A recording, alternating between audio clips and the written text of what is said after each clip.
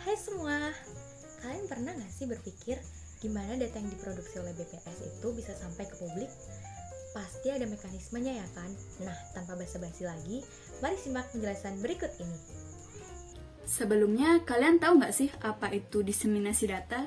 Jadi, diseminasi data adalah fase dalam pemrosesan statistik di mana data yang telah dikumpulkan dan dikompilasikan oleh Badan Statistik akan dirilis ke publik. Hal ini merupakan tindak lanjut dari prinsip UNFPOS poin 1 dan ketiga, di mana official statistik merupakan barang publik, sehingga akses data statistik harus disediakan untuk semua pengguna dengan mempertimbangkan kenyamanan dan kebutuhan pengguna.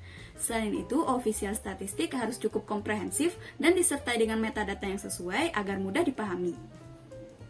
Jenis-jenis statistik yang didiseminasikan dapat berupa statistik sosial demografi, statistik ekonomi, dan statistik lingkungan dan multidomain yang disajikan dalam berbagai macam format seperti tabel online, database online, dan publikasi tercetak. Nggak hanya itu loh, dalam proses diseminasi, BPS juga memiliki kalender rilis. Hal ini sebagai wujud komitmen BPS dalam mencapai targetnya untuk memenuhi kebutuhan pengguna data.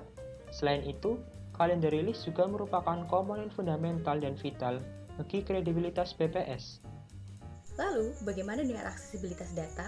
Menyediakan akses yang mudah ke data official statistik merupakan tanggung jawab inti BPS. Berdasarkan pedoman aksesibilitas konten web atau WCAG, situs web NSO haruslah memenuhi beberapa kriteria berikut. Yang pertama, bisa dibayangkan, yang kedua dapat dioperasikan, yang ketiga mudah dimengerti, dan yang terakhir diperkuat dengan dukungan teknologi informasi.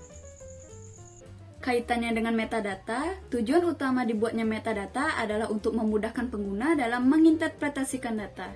Jadi, ada dua jenis metadata yang digunakan, yaitu metadata struktural seperti nama dimensi, nama variabel, dan kamus. Sedangkan metadata referensi seperti metodologi pengumpulan data, agregasi data, dan karakteristik kualitas. Next, bentuk data yang didiseminasikan dapat berupa makrodata, yaitu data dalam bentuk agregat, data geospasial, yaitu data yang memiliki komponen geografis, dan mikrodata, yaitu data yang berisi informasi individu, rumah tangga, dan badan usaha yang bersifat privasi.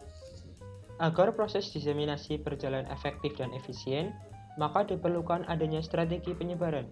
Dikutip dari strategi penyebaran Eurostat, ada 4 prinsip yang harus diperhatikan, yaitu ketidakberpihakan, objektivitas, aksesibilitas, dan kejelasan.